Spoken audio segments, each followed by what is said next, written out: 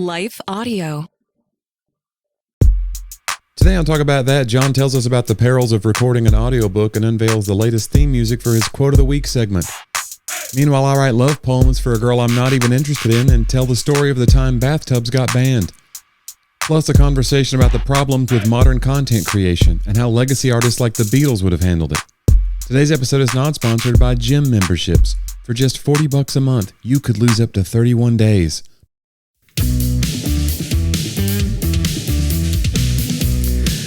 We know you're still assembling your presents from Christmas, but you know what? It's time for a nice post-Christmas edition of Talk About That. A time, Johnny, to reflect, maybe take a break from your Christmas break. Yeah, and you don't have to watch the Christmas movies anymore. Yeah, I like them. Oh. Maybe some bowl games are coming on. You can still watch. There's not a lot of New Year's movies, you know? No. What would the New Year's movie be? When Harry Met Sally? Yeah. That's it.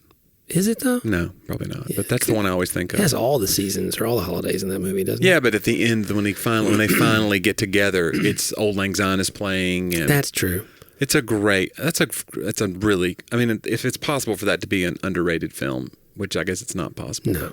But if you're one of these newer generations and you're like, ugh, that old thing, go check it out. Yeah. It's very well written. It's a great story, very funny, very great. I mean, really crisp dialogue. Yeah, it's they don't really write dialogue like that anymore. But anyway, yeah, their chemistry and the pithy dialogue was good. What Christmas movies do you think are just complete classics?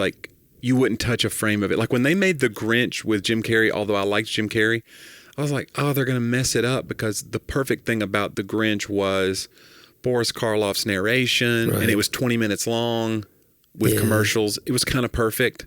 Yeah. How are they going to make a 2-hour movie out of this? And I'm sure our youth group kids, their generation, they love the Jim Carrey version of The Grinch, and I'm sure it's great. But my favorite thing, I like weird things about things. And you remember things when you're a kid. My favorite thing about the Grinch cartoon is when he comes down to join the Who's, because he realizes they're all still singing Christmas Came even without boxes and bags and tags and etc. He says it all in real rhymey form. And he comes down the mountain with all their presents back because he's going to give them their Christmas back. And then they let him carve the roast beef and all that. But as he enters the town, they're all gathered in a circle singing as they were. And if you remember the cartoon, like a sentient door, the crowd just opens for him. They swing open, 4 hand-holding people go, like a gate for him to slide his.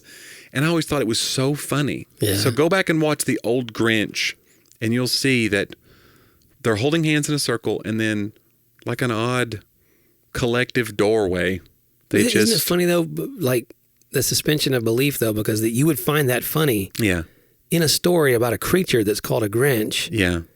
But the fact that people could become a door. But they weren't even real people. They were Who's. Well, hold on a minute, John. Are you saying they don't deserve Christmas? No, they're not even people. It reminds me of... They deserve what happened to them. When Sadie was little, we'd watch a show called Wonder Pets. Okay. Yeah. And it was a talking duck. Yeah. A talking turtle. Sure. And a talking hamster, I think. Okay. And they would go and rescue other animals when everybody would leave the schoolhouse. All right. And so they were just normal during the day with the kids. And then when the kids left, they turned into these superheroes. It's for very little children. It's kind of like a Toy Story vibe where when the adults aren't looking, our lives begin in our adventures. Right. And it's not high graphics. I wonder what that teaches kids, by the way. As soon as adults turn their head, that's when your real life. You know what I'm saying? That is kind of a weird message that we're sending. Yeah. I tell you what, this Hollywood, we've got to stop it. Johnny. I'm sorry. Let's be alarmist. Well, they'd have a little song, Wonder Pets, Wonder Pets, this whole little that was song. Wait a minute, how does it go? And so I don't remember all of it. It just repeated Wonder Pets? That's a chant. No, that was part of the song. Oh, okay. I can't remember. Animals in Trouble. It had a, Johnny, I don't remember. It's been a long time. My daughter's 15. So anyway, they get into what they call the fly boat. Sure. And it's this little thing they get in, and it flies out of the schoolhouse. Okay. And so I'm watching this with my father-in-law. Mm-hmm. Sadie's little. Yeah. We're watching singing, talking ducks, hamsters, and turtles. Yeah. They're going to save an animal in trouble. Uh-huh. They get in their flyboat. They fly in the little door of the schoolhouse. As they fly towards it, there's a little door like a hatch that just opens. Right. And they fly out. And my father-in-law goes, "Now, how did that hatch open?" That was the bar you couldn't. I can't go there. So the talking duck, turtle, and hamster didn't get you. No. It was the opening of the door. Yeah, it's funny so it's not the fact that there's a Grinch on a mountain who stole their Christmas presents. It's that the people. It's just a funny, they could have written it anyway. They could have just had the people slowly dissipate like a group of people would. Like, oh, let's make room for him. Let's spread out. But they went, they just pivot like a hinge, like 4 people on a door hinge. Yeah.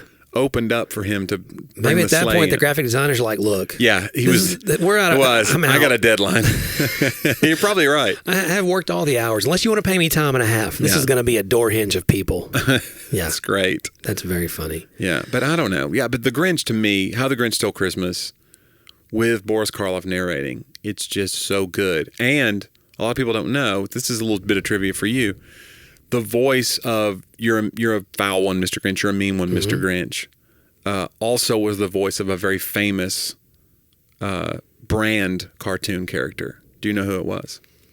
A brand cartoon character? Yeah, so not necessarily like a cartoon, but a brand that used a cartoon as its voice. And if I said it was a cereal, would that help? Tony the Tiger? Tony the Tiger. They're great. It's the same. They're great is the same guy that did You're a Mean One, Mr. Grinch. Wow. Yeah, I can't remember his name, but I read that. That's quite a range he has. That's a great, yeah. Yeah. So if you hear, when he says they're great, you'll hear the same, that timbre, that same, So there you go. I would love to do voiceover work. Oh, it sounds like amazing. Or you just in your jammies. Yeah. It's like these Simpsons people, it's in its 35th season. And the contracts keep go up, up, up. I don't know what the ratings are now, but probably not great. But they're just kind of grandfathered in, and so these guys now they make $100,000 a week. They're in their pajamas. It's insane. I bet you they are recording from their house a lot now. Yeah, they just have studios built in. Right. Someone just zooms in and says, "You just send your file over." Yeah, you just send the MP3 over or whatever it is. I will say the audiobook was more of a It was a lot of work. Yeah, it was harder than I thought it would be to sit. When you got to make sure your vocal cords are lubricated, you can't have a lot of mouth noises because you're very close to the mic. Everything. Well, it picked up your stomach noises. Like right after, he would say that people can't do this right after lunch, right? Because the mic is so sensitive, it picks up your digestive sounds. You're like, that you don't even know you're making per se. There's some digestive sounds you're making, right? And everyone else knows. Yes. But in this, it's like the ones that no one knows about. So, what if it was a book about digestion?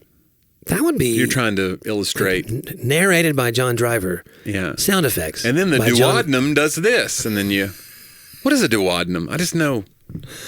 There's some funny name body parts. Duodenum is about digestion, right? It's in there. I'll be honest with you. I don't know what that is. But it's a funny sounding. I know uvula. Would that help? I know what that is. Yeah. But... I don't think that's digestive. No. We're not smart.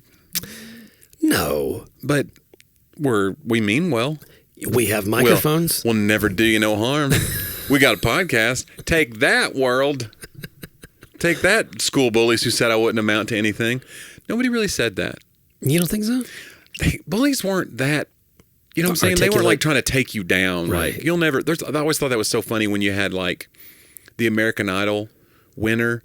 They would be given some song that was written for them to sing. Yeah. And it was always something about like, no one's going to take my dream away. It's like, who is really trying? Yeah, like nobody. Yeah. The whole show is to give you your dream. And then you get, listen. You get up there like you have this chip. This chip on your shoulder. You're like, y'all don't like this aggression coming from you. Maybe it's towards the people that didn't vote for you. People like you, Kelly Clarkson. Don't break away. Don't you dare ever break away. We wanna be here for you. Yeah, it's I don't know if I have the real narrative of someone. My dad gave me the narrative that I could do everything. That's the reverse for me, is trying to. Then you run up against the real world and you're like, whoa. Oh, wow, I'm really not that smart. Yeah. There's like I'm more stubborn than maybe the average person. Yeah. But that'll get you somewhere. Yeah.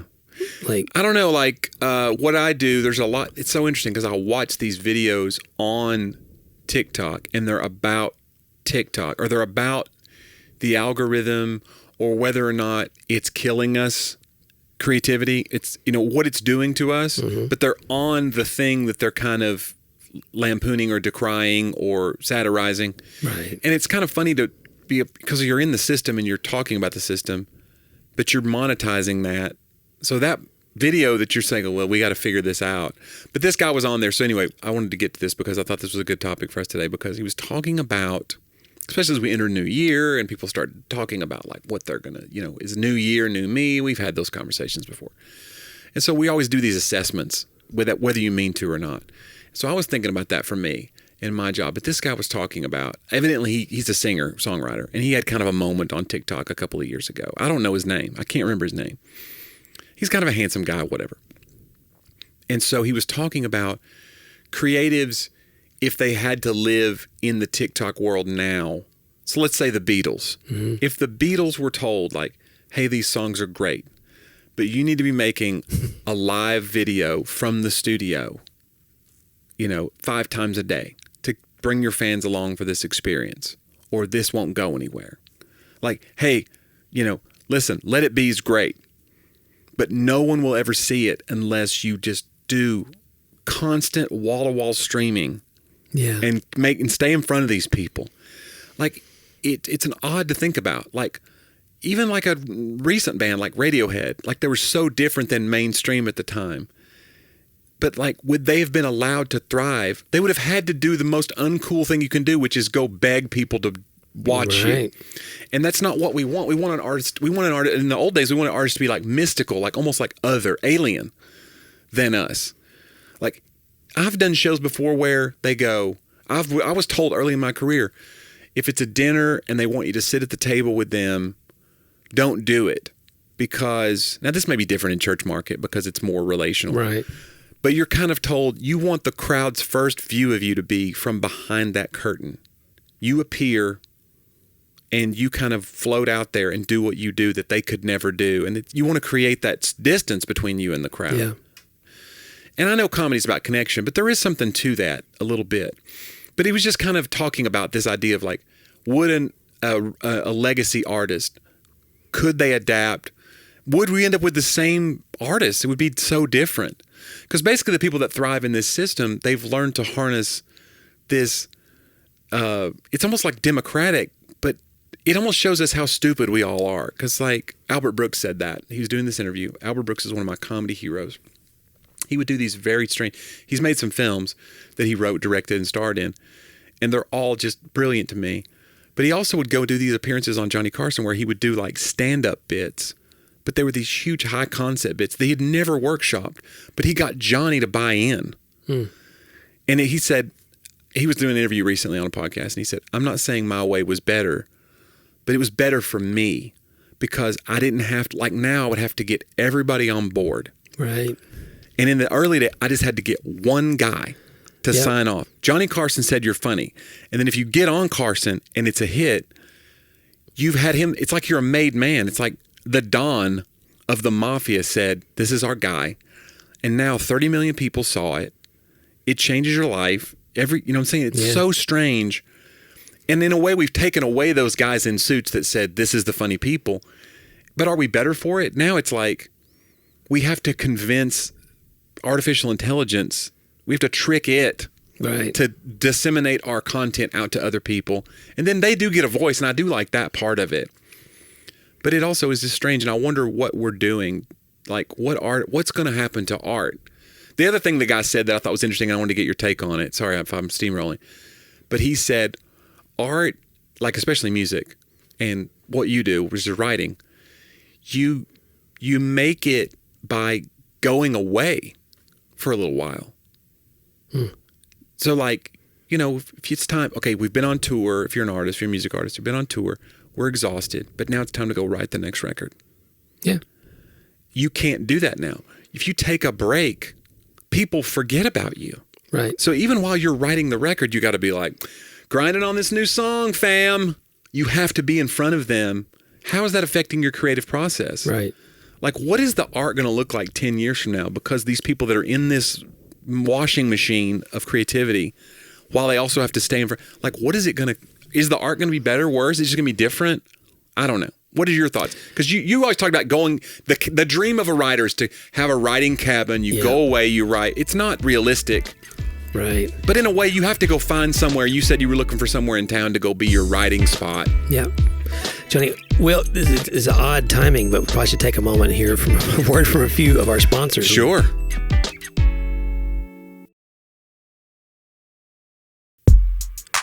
So that's the interesting part for me.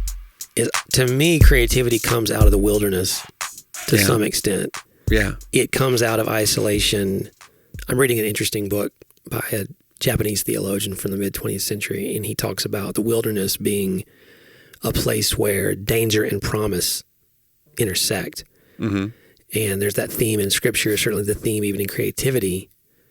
And I, like Sadie and I talk about it, I'll tell her, she's a big Taylor Swift, fan. Taylor's never not on. Yeah. And I can't, from a creative viewpoint, and she's obviously a different kind of creative, unless you're wired to put out a new album in some form or fashion while you're touring, while you're doing this social media, Easter egg hunt for all the fans, while you're having this celebrity relationship, you're going like... Yeah, she's going to Chiefs games. It's unbelievable what she pulls off, and she seems to gain energy from it, but I don't think most artists have...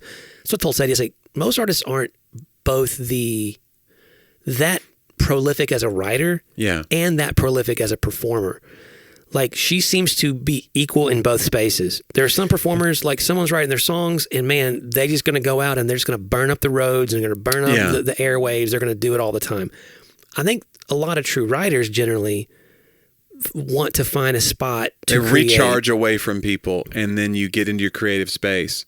And you get away from that pressure of creating something every day. That's the other thing, is like when Hootsuite and some of these things came along in the early days of Twitter, I was urged to get into that by people who, before I had social media firms helping me, it was like, you need to get on Hootsuite and schedule out your tweets. And I was like, why? And they were like, because you're not funny every day. Nobody is. Interesting. And I was like, oh, yeah, you're right. So you should schedule these out so that like there's not like a week where you go without posting anything. And I didn't think about it. So I would get into a mode where I would just post 5 things in one day because I'm just feeling funny that day, feeling inspired. And then I would go a week and not post anything. And people would just forget it. They just forget you're there. And I don't know if that's not been a problem for people before this generation. No, but I think you called it democratic. I think really it is democratic, but it's really more technically populist. Yeah. Populism is a form of democracy that you are literally beholden to the will of... Right. We put you here, we can take you down. It's going to be a mob is one way to say it. Yeah. Again, Andrew Jackson was a populist whenever he was elected. Again, he allowed the common man to come into the White House after the inauguration, and they basically destroyed... It was like a kegger on the White House lawn. Yeah. And so like republicanism versus, pure democracy or populism says, well, we need a layer between and I'm using this, it sounds elitist, but that's how they would feel. Like you don't have the right to choose everything that happens here in this country. You have the right to choose the people who choose everything that happens here in this country. Yeah. Right? There needs to be a layer between you that you want someone better than you, smarter than you, more experienced than you to step between you and to curate those things. So what you're doing is who's smarter than you, John? Well, I know. That's why I'm announcing my candidacy in 2024 in the populist party. But no, I think music has become populism in that way, and art has, because now it is beholden to the demands of the end user and driven then by the streaming platforms that are no longer based upon projects, but based upon streams and based upon singles even. I loved the days and still do. I go and download whole albums of my artists. Like, I can't just go in and get a song. I'm disappointed. You give me a great song, one great song, I'm only going to listen to it so many times. Do you miss like the liner notes too? Yeah. Yeah, like the artwork.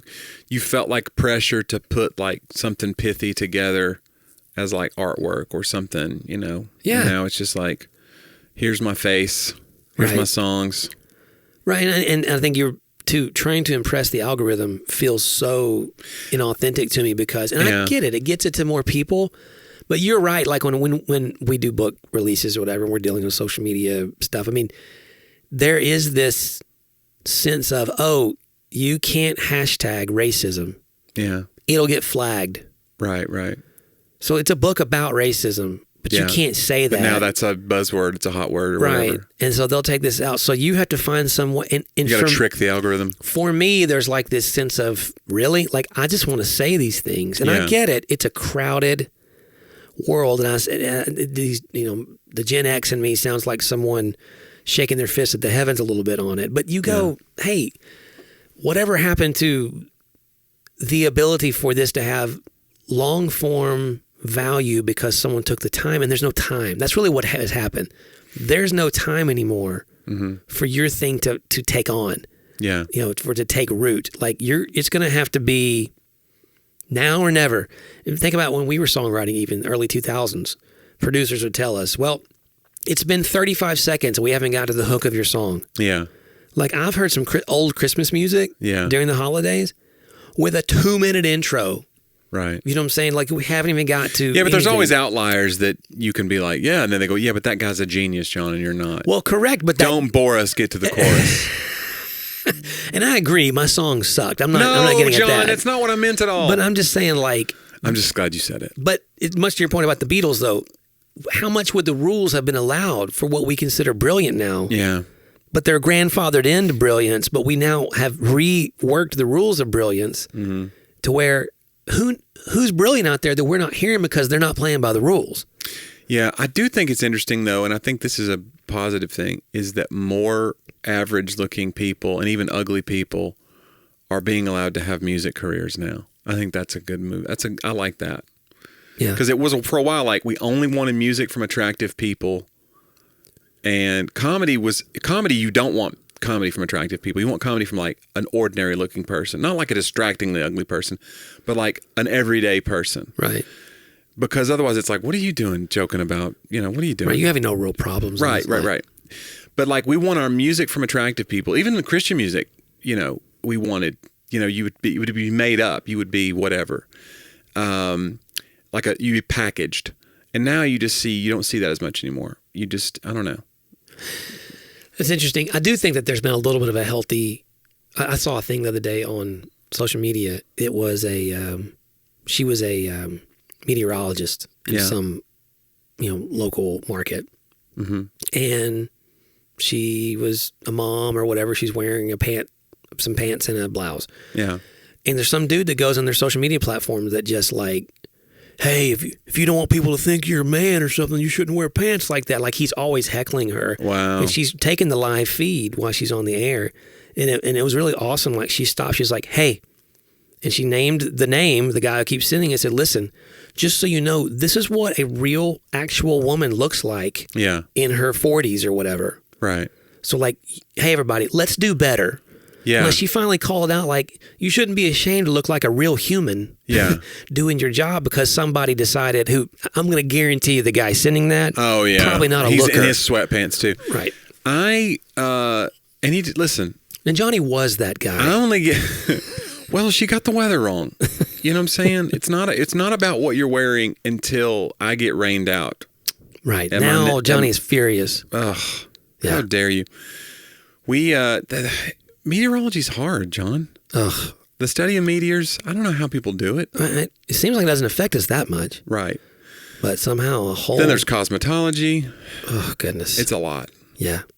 Hey, by the way, speaking of New Year's. Yeah. I think it's a perfect segue. Oh, okay. Into my segment today. Let's go into, and I'm trying out new music John's every week. Quote of the Week. Quote of the week here on They Talked About That.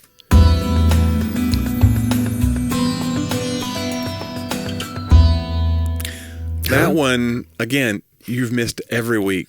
Every week, the theme song, it does not sound like a Quote of the Week segment. That one sounds like an Unsolved Mysteries.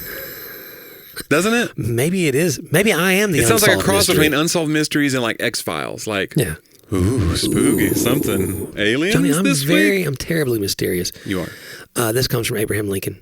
Okay. Once when a Republican congressman from Massachusetts accused Lincoln of having changed his mind. Mm-hmm. So this is like at the very beginning of the war. Actually, this was, I believe, whether or not he was going to issue the Emancipation Proclamation. So this is the middle of the war. 1863. Lincoln replied, "Yes, I have, and I don't think much of a man who is not wiser today than he was yesterday." Burn. So like they accused him, "How dare you change your mind?" And I thought, how telling, even in 1862 and 3, that we would be in a place where we think it's weakness to change. Right. To hang on to your beliefs even when it's proven that they're wrong. That's like, well, there you go. He's not a waffler. Right. When you hold to the wrong thing, I was telling Sadie and I were talking about one of the Proverbs. I put Proverbs around the house for every month. And the way of the fool is right in his own eyes. Yeah. That's always the case. When I'm acting foolish, I wouldn't be doing it if it didn't seem right to me. Right. Right? Yeah. Well, and C.S. Lewis had the great quote about, like, we all want progress, but if you're going the wrong way, the most progressive man is the one who turns around first. Mm-hmm. Come on now. That C.S. Lewis is going to make something of himself. If he keeps working on it. I don't care what you say. Yeah. No, that's a good quote. But I think, I want to be the guy 2024 that's wiser than I was yesterday, right? Which means the only way to get smarter is to admit that I have things to learn. Mm-hmm. It doesn't mean everything I've thought is wrong necessarily. It just means I have to be willing to listen and to open my mind with a key, Jonnie, if you will. Open your mind with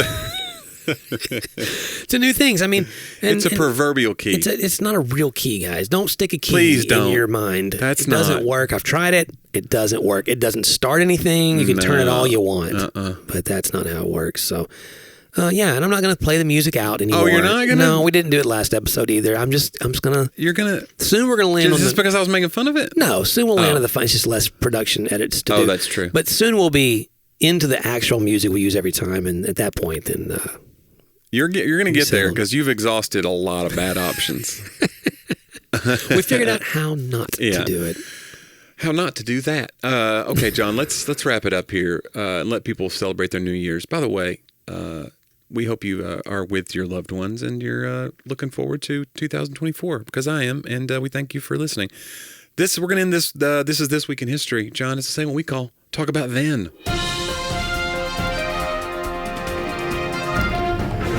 John, this week, 1845, the term manifest destiny is coined by John L. O'Sullivan in his newspaper, the New York Morning News, writing that the United States had the right to claim the entire Oregon country.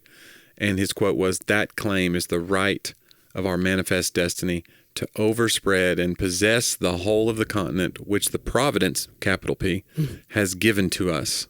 What year? This was 1845.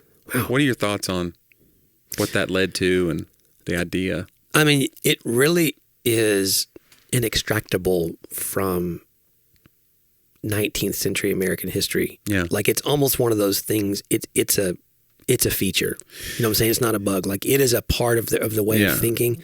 Certainly, and you have to understand the world. There were still empires, around. The idea obviously impeded the rights and the lives of so many, especially Native Americans. And there's so much that happened there to those in South America, Central America, Mexico, during that century of the annexation of, New Mexico, California, that whole area, Texas. Mm-hmm. And then, there were talks about taking Canada during some of those times, especially early in the century. Here's what's crazy. During the American Civil War, there were true thoughts that the Southern Confederacy, their plan actually was to annex all of Central and possibly South America to make this huge slaveholding empire. Yeah. Because, a lot of the great military minds, were from the South. And so it wasn't just, let's just preserve our way of living in slavery from, the United States. It was to expand the Confederate States into a whole other place. And so that mindset was just replete throughout it, all the way into the late 1800s when you're dealing with the annexation of, places like, on the date, it could be even some early 1900s, but you have Philippines and Guam, and there was lots of talk always of us taking Cuba, lots of, it wasn't even just the 1950s with JFK and the Cuban Missile Crisis. Like we were having those kinds of crises in different ways in the 19th century. So, I mean, I think it's. I'm not saying it. There's no excusing it. It is a thing that they inherited in some way. some ways. There were certainly always people saying this isn't right. I mean, in every generation. At the same time, it's hard to understand. It's hard. We're speaking from the benefits of it. Yeah. You know what I'm saying? So it's very difficult for us to look back. And so I don't know if I have a judgment of it, except I just think you let history speak for itself, that it was certainly a predominant way of thinking. And the fact that they tied it to religion and the providence. Yeah, that's what I was thinking of. That providence with a capital P is just like this idea that like we're the good guys. Right. Which you can do almost anything if you believe that you're the good guys. Yeah. You know, you can dehumanize people, you can demonize people. I mean, if you just go, well, but they're the villains, clearly. We're the good guys. Like you can there's an old Voltaire quote. It says, if they can make you believe absurdities, they can make you commit atrocities. And I think we've seen proof of that in this generation, but I mean, it's gone on. Like you said, we inherited a lot of that stuff where there are absurdities, and if you let them go unchecked, the atrocities are next, you know. I think a key to life, even citizenship, if you're going to be a believer who lives within a democracy, is instead of trying to convince yourself or others how much God is on your side, spend your life and your energies trying to make sure you're on God's side through His ways and His word. I mean, I really believe that's the life that we live. Yeah. If we spend our life trying to convince, like, well, God must be here. Look at this blessing. Look how we took this land. Look how sometimes you won't know until hindsight of those things, but you can live in the present on whether or not what I'm doing today seems to be aligned with God's ways. And am I studying those things and asking those things? It's a great thing for the New Year's, Jonnie. It is. And in keeping with that and the very serious nature of that one, this week, 1917, the great bathtub hoax, which I wasn't aware was a thing. But the use of bathtubs was banned by the city of Boston in 1845. This is one of the many fake claims made by H.L. Mencken in a hoax article published on December 28, 1917 in the New York Evening Mail about the history of the bathtub. Even though Mencken repeatedly stated the article was a joke, the fake facts continued to this day to be reprinted in articles and books about bathtubs and hygiene, and even made their way into medical journals. Other fake claims he made in the article include: the first American bathtub was installed December 20th, 1842. Fake. A bathtub was installed in the White House for Millard Fillmore, which is still cited as fact in many publications. Not true. In 1843, the Philadelphia Common Council tried to ban bathing between November 1st and March 15th. So this guy just printed a bunch of fake bathtub facts saying it wasn't as hygienic or whatever, and it was believed as real to the point where it made it into medical journals, even though he said throughout the article, not real. This is satire. So I wonder how many things you've said that are fake that have made it into like the collective consciousness. I do think bathing feels filthier than showering, though. Like I put it on bathing is like for relaxation. You know, if ever I get in a bathtub, it's like I just want to soak and just. I agree. I take a shower after I take a bath. Yeah. Right. Because you just feel surrounded. Although you're not really filthy if you get into a bathtub. You're not like, oh, I'm surrounded by my filth. Like, what are you doing in there? Know. You don't know. That's true. Yeah, sorry. I'm saying like a normal person, not like you with your barnacles or whatever you're scraping off. Barnacles. Okay, finally, John. This week, 1897, French playwright Edmond Rostand's famous play Cyrano de Bergerac first performed, and its immediate success. The play was a fictionalization of the life of the French dramatist Cyrano de Bergerac. In the play, Cyrano, do you know the arc, the idea behind Cyrano, the conceit of the play? No. You don't know Cyrano de Bergerac? No. Have you ever seen the movie Roxanne with Steve Martin? Yes, but I was much younger. That's basically what it is. It's basically, in the play Cyrano, he loves the beautiful Roxanne, with whom he is obliged to woo on behalf of his more handsome but less articulate friend. So Cyrano is this guy, and in Roxanne, he's got a big nose. Right. But basically, he's an ugly guy. Or at least he's less handsome than the friend. And so he kind of becomes the poet behind the guy. Yeah. So this other guy's like, I want to date Roxanne. He's like, okay, I'll give you the words to say. So he's behind the bush. They did this on all the show. They did it on Friends. Yeah, giving him the words. And Chandler wrote all the stuff for Joey's girlfirend because Joey wasn't smart enough to be with her. It's a very common, it's become a trope in a lot of shows. And I've done it before.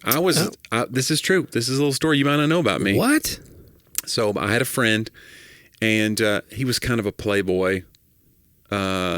His dad was an evangelist, so he's one of those kids that like had like a girlfriend in each city, kind of a guy. Oh, wow. One of those, just not just serial dating kind of a guy. And he was probably 15, 16. He's just like that kid. And broke a lot of confidence with girls that I didn't have. But I wrote poetry at the time, and he was trying to woo this girl who lived in Florida. He was like, she might be the one. But she loves poetry, and I don't know anything to say to this girl. And I was like, all right. So I wrote this guy some poems, and she fell for him. Come on. And they got married. No. And I swear to you, I do not know if she knows that I wrote those. Do they listen to the podcast? I don't know. They don't probably listen to the podcast. They just dropped a New Year's bomb. They're not married. They're not married anymore. So it didn't work out. It didn't work out. She was like, "You don't write poetry anymore." Yeah, it's probably true. Yes, you don't write anything like that anymore. You were so romantic.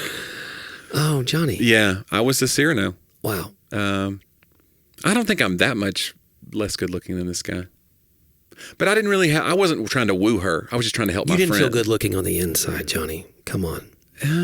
No, I thought it was pretty fantastic. Nobody's really good looking on the inside. Have you seen inside of a person? Yeah.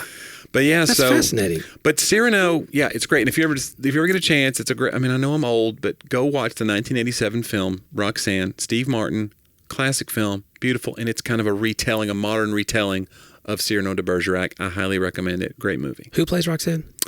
Daryl Hannah. That's right, Daryl Hannah. Famous for a few years earlier, Splash, where she played a mermaid. Tom Hanks. Yeah. So yeah, Roxanne, worth seeing. It's a great movie. Yeah. You know what else is worth seeing, Jonnie? What's that, John? Our website. Talkaboutthatpodcast.com. Over 280 archived episodes on there. Click the upper right-hand link if you want to support the show. We love our patrons. And then if you go to the bottom right corner, you can send us a note, which people have. Sometimes they're more of a diatribe, a manifesto of sorts. Yeah, demands. But sometimes it's an encouraging note, which we love to get. Yeah. We'd love to hear topics. Yeah. Stories that you like. Maybe you want us to retell it, expound it. Mm-hmm. Maybe there was something I read in a history book. You're like, you know what? That wasn't enough. Can you give me more? That was the Cliff's Notes. I want the real deal. You should check out JonnieW.com for all of Jonnie's upcoming tour dates in 2024. And I believe when this releases, it's not too late for you to come to his big show, Ed Zanies. That's right. On Wednesday, right? The 27th. Wednesday, December 27th, which I believe. Limited seats. Yeah. Limited to how many we can sell. No, it's limited. It's limited.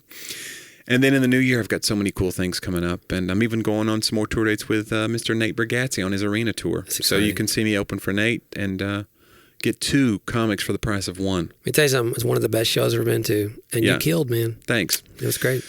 Well, anyway, come check it out. And but on my website. And I've got 40 or 50 cities that I'm going to be in over the next year so far. And it's growing every day, John, like a fungus.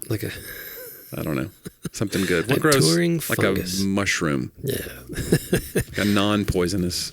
Jonnie is a non-poisonous fun guy. I want to say that. He's a fun guy. What am I saying? Come on you. Now. Okay. Dude, that's low hanging. Let's end there. Yeah.